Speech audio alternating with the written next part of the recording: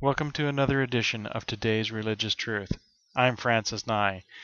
Every week, Today's Religious Truth highlights religion's role in intolerance and oppression throughout the world. This week, we're going to talk about religious values and priorities.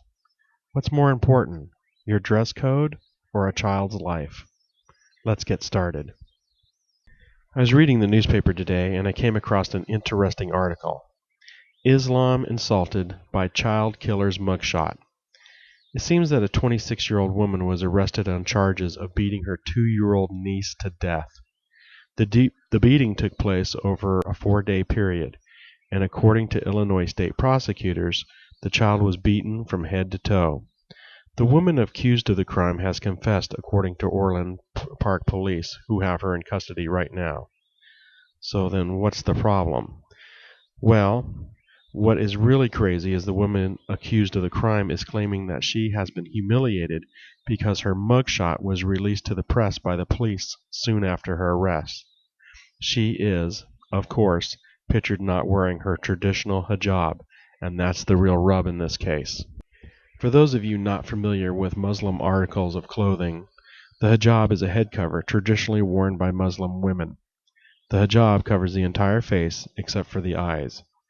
Now you see, the police kind of have this funny policy. No one can cover their face during a mugshot.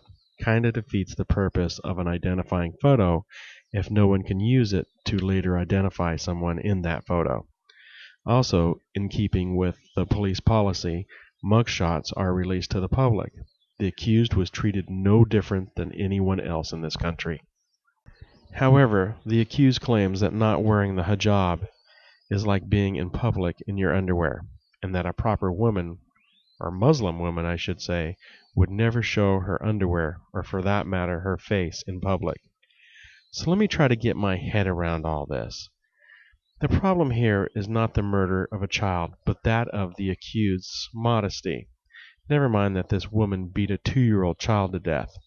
That this child suffered an agonizing 4 days of hell at the hands of this proper Muslim woman. That this child's body was found to have 55 separate bruises on it. This child that looked to this woman for care and protection and instead got nothing but cruelty from her.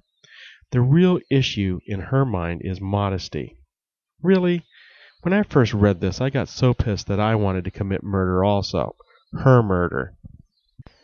So she's offended that her face was shown to the whole world. Well, I have news for her. I'm offended that she had such a lack of human decency that she beat an innocent, helpless child who looked to her for their every need.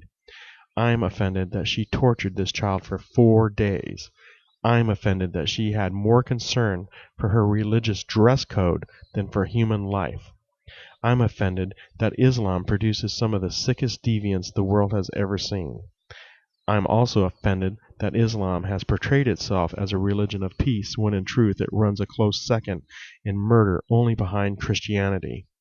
I'm offended that it is so easy for me to every single week find religious topics to write about, topics concerning religious hate, oppression, and basic lack of human rights, just like this post.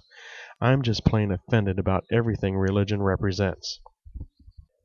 I'm going to close with this question, and please post your comments on what you think. What is it about Islam that made this woman's dress code a higher priority than the well-being of a child in her care? Think about it and let me know. Well, that's it for this week. Please check out our blog and like us on Facebook.